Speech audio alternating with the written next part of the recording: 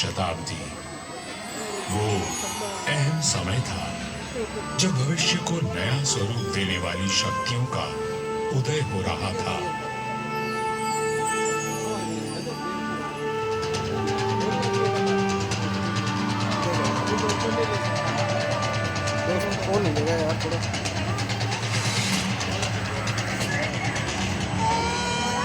लोधी राजवंश ने दिल्ली की गद्दी संभाली। मध्य एशिया में बाबर का जन्म हुआ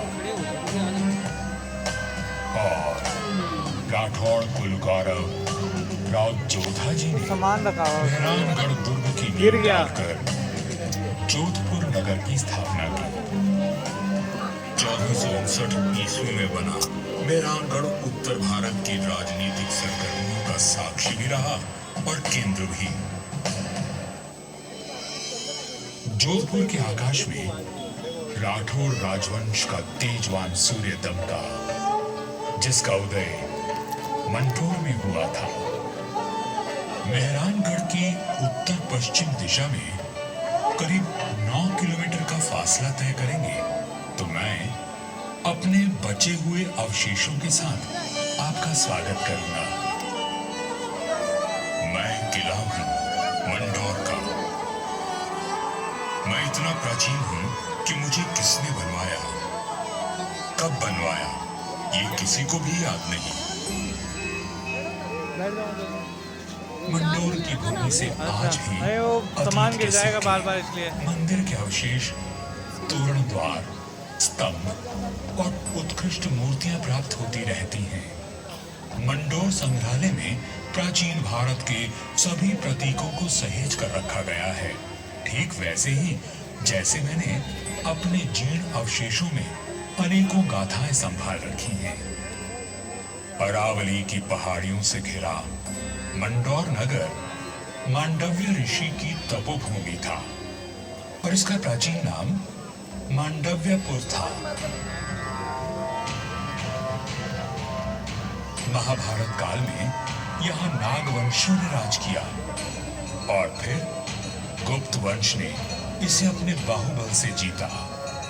चौथी व छठी शताब्दी में हुनों का आगमन हुआ तथा परमारों ने इनके वैभव को बढ़ाया। मारवाड़ का विस्तार सबसे अधिक परमारों की समयावधि में हुआ और उस समय मारवाड़ को नवकोटि मारवाड़ भी कहा जाता था। तो 7वीं शताब्दी में प्रतिहारों ने यहाँ अपना साम्राज्य स्थापित किया और यहाँ के वैभव को बढ़ाया। मेरे साथ चलिए उस बीते हुए काल में जब यहाँ तलवारें खड़कती थी, रणभेरी और नगाड़े कंपायमान होते थे, वीर हुंकार भरते थे और रणबांकुरों के जय घोष से आकाश गूंज उठता था। सन 1394 ईस्वी परिहारों की शक्ति अस्त हो रही थी। गुजरात के सूबेदार जफर खान ने दिल्ली की कमजोर सल्तनत के चलते मंदसौर और नागौर को अपने कब्जे में ले लिया था। अब मेरी चार दीवारी में परिहार नहीं, तुर्क आ बसे थे। जफर खान का हाकिम ऐबक खान मंदसौर दुर्ग का किलेदार था, जो आए दिन अपनी क्रूरता का प्रदर्शन करता रहता था। पीड़ित किसान मंदसौर के इंदा परिहार के प्रधान वीर राव हेमा गहलोत के पास मदद के लिए पहुंचे। राव हेमा जी, ये तुर्क हमसे मनमाना लगान वसूल करते हैं। आए दिन हमारी गायों को चुरा कर ले जाते हैं और अब अपने घोड़ों के लिए घास से लदी गाड़ियां मांग रहे हैं। हम तो बर्बाद हो जाएंगे। अपनी शक्ति पर इतना अभिमान कि उसे 3 किसानों पर आजमा रहा है। भैरू जी की सौगंध, जुल्म करने के लिए अब ऐबक खान जिंदा नहीं बचेगा।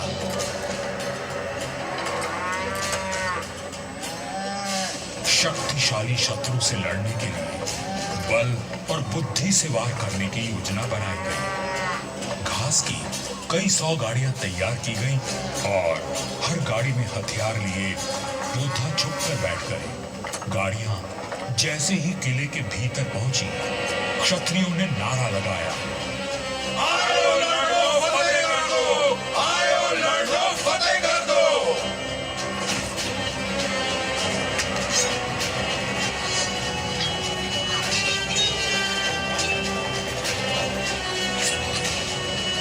इस अचानक हुए प्रहार से तुर्कों को संभलने का अवसर भी न मिला। वीर हेमा गहलोत, समर शूर राव चुंडा राठौड़ और मारवाड़ के वीरों की प्रतापी तलवारें लहराई तो शत्रुओं के सिरों के ढेर लग गए।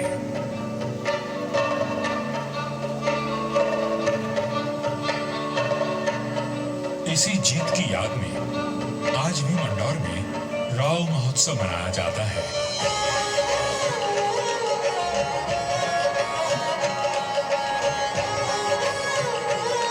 हर वर्ष होली के दूसरे दिन निर्भीक, साहसी हेमा गहलोत और सभी वीरों को याद किया जाता है और बाबा भैरवनाथ जी की पूजा की जाती है, जिनके आशीर्वाद से वीर विजय हुए थे। मंडौर विजय के बाद भी इंदा परिहार का मन अशांत था, क्योंकि ये नगर शत्रुओं से घिरा हुआ था। तब उन्होंने शक्तिशाली राठौड़ वंश को राज सौंपने का निश्चय किया। इंदा के मुखिया राय धवल ने अपनी पुत्री का विवाह राव चुंडा से करवाया और दहेज में मंडौर का दुर्ग दे दिया गया। राव हेमा गहलोत ने राव चुंडा का राज तिलक किया और भाटों ने मंगल गान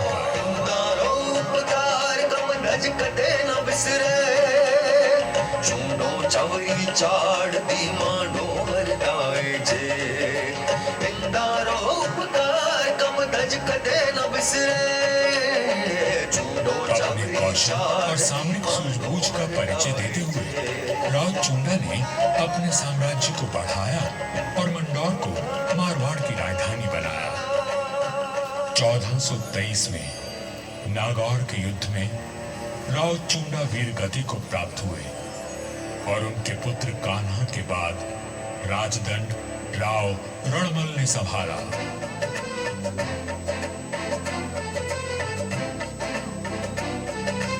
मारवाड़ और मेवाड़ में घनिष्ठ संबंध थे, परंतु मेवाड़ नरेश राणा कुंभा के कान भरने लगे।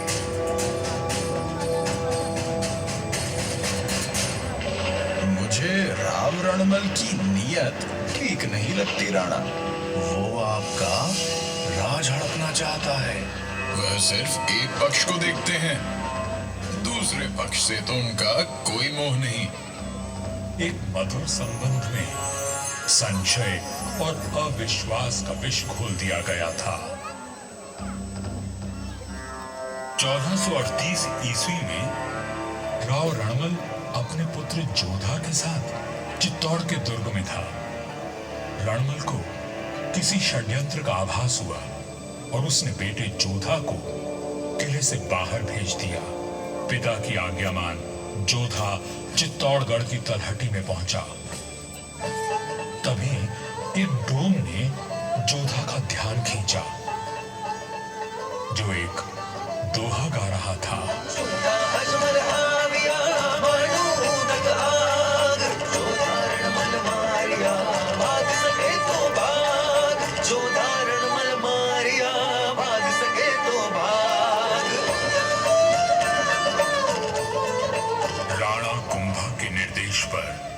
चुंडा ने राव रणमल की हत्या कर दी थी। पिता की हत्या का प्रतिशोध लेने की प्रतिज्ञा लेकर युवा जोधा मारवाड़ की ओर बढ़ चला, परंतु चुंडा उसका पीछा करता रहा। वह राणा कुंभा का ताऊ था और मारवाड़ का पुराना बैरी। काल बनकर मेवाड़ की विशाल सेना जोधा के पीछे पड़ी थी और वीरों का वंशज अपने 700 स्वामी भक्त लड़ाकों के साथ उनसे जूझ रहा था। विपत्ति के हर बवंडर को साथ कर जब जोधा मंडोर पहुंचा तो उसके पास केवल 7 सैनिक बचे थे, पर चूंडा यहां भी आ पहुंचा।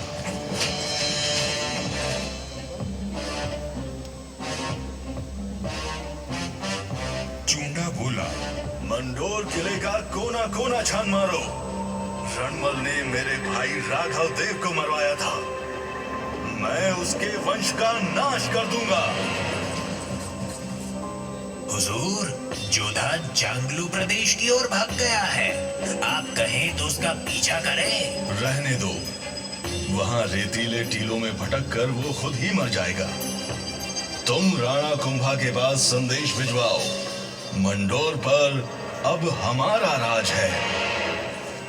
पिता की निर्मम हत्या की पीड़ा और राज खो देने का अपमान लिए जोधा भटक रहा था। हर ओर शत्रु घात लगाए बैठे थे, पर जुझारू जोधा ने आस और विश्वास नहीं खोया। 15 वर्षों तक संघर्ष और अथक प्रयास करने के बाद जोधा ने दुर्भाग्य को जीत लिया। चूंडा की मृत्यु हो चुकी थी और मंडोर को राज जोधा ने फिर से जीत लिया था। समय बदल रहा था और देश पर विदेशी आक्रमणकारियों का संकट घिराया था। ऐसे में एक दूसरे से लड़ने के बजाय मारवाड़ और मेवाड़ ने संधि कर ली।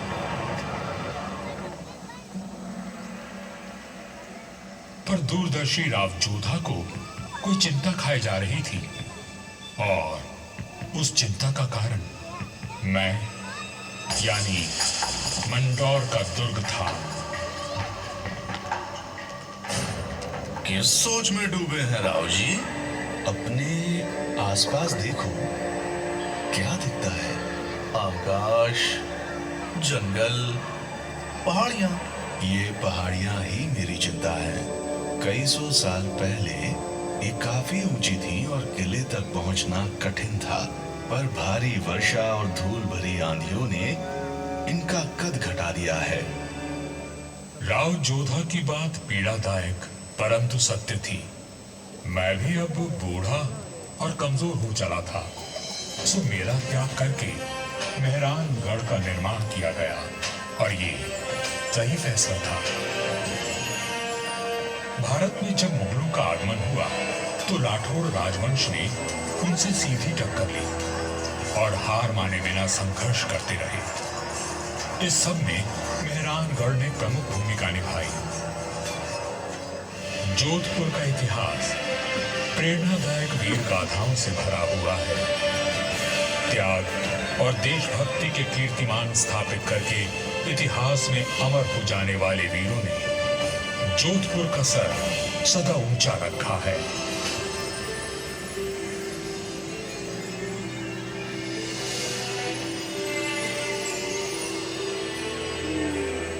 इस धरती पर जन्मे सपूत अपनी भुजाओं में इतना बल रखते थे कि मातृभूमि की रक्षा कर सके। तभी इनकी छत्र छाया में इनकी प्रजा सुखी और समृद्ध हुई। पर यह बात कम ही लोग जानते हैं कि फौलादी सीनों में कोमल भावनाओं का भी वास था।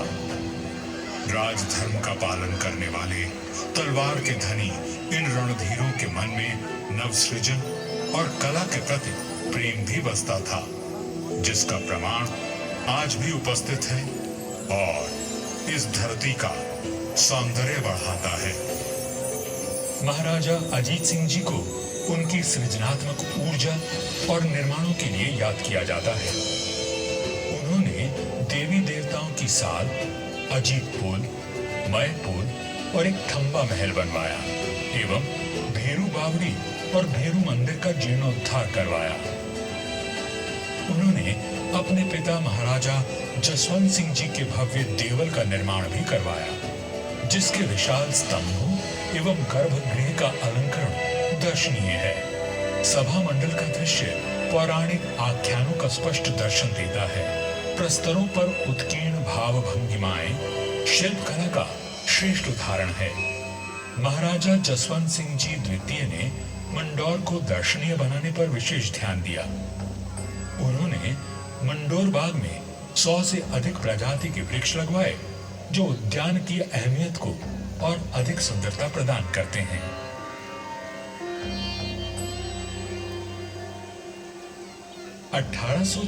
ईस्वी में महाराजा सरदार सिंह जी ने मंडौर के बाग को और संवारा। महाराजा उम्मेद सिंह जी के समय 1923 और 1947 के बीच मंडोर उद्यान को आधुनिक रूप देने हेतु कई कार्य करवाए गए, जैसे नागादड़ी नहर का जीर्णोद्धार, देवलों व महलों के पास सुंदर बाग विकसित किए गए। इसके साथ ही 4 दीवारी व दोनों मुख्य द्वारों का निर्माण हुआ।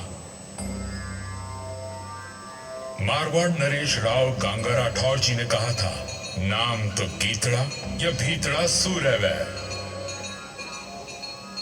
युगों तक मनुष्य की ख्याति या तो साहित्य सृजन से अथवा बड़े बड़े निर्माण कार्यों से रहती है। राठौड़ राजवंश अपने पराक्रम और निर्माण के लिए अमर रहेगा। मंडौर में स्थित थड़ों एवं देवलों पर बनी अद्भुत मूर्तियां शिल्पकला की नायाब मिसाल है। मारवाड़ के सर्वाधिक शक्तिशाली नरेश राव मालदेव जी से लेकर महाराजा अजीत सिंह जी के देवल आज भी सुंदर नक्काशी एवं बेजोड़ वास्तुकला की छाप छोड़ते हैं।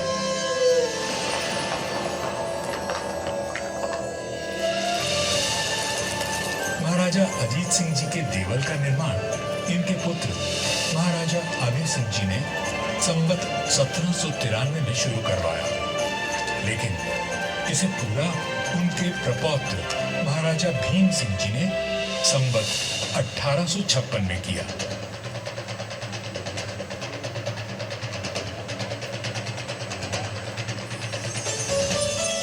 यह राजस्थान के समस्त देवलों में न केवल भव्यतम है, बल्कि अपनी कलात्मकता को सहेजे तत्कालीन शिल्पकला का विलक्षण उदाहरण है। 4 भव्य द्वारों एवं 4 सभा मंडपों से सज्जित यह देवल शैव धर्म की महत्ता को दर्शाता है।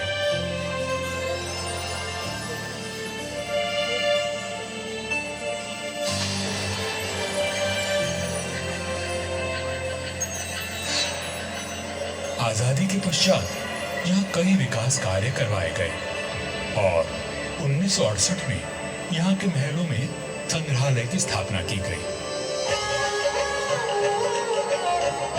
यहाँ जन्मे वीरों और स्वामी भक्तों की मिसाल युगों तक कायम रहेगी। जब वीरपुरी और नागपंचमी को यहाँ विशाल जनसमूह उमड़ता है, तो आज भी हमारे आत्मीय संबंध जीवंत हो उठते हैं।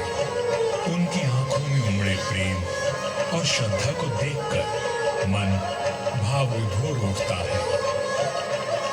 सदियों के संबंध आज भी अटूट है। मुझे तो समय की आंधी ने नष्ट कर दिया, पर मंडौर के देवल, मंदिर, छतरियों और बाग को संभाल कर रखना इस पीढ़ी का कर्तव्य है।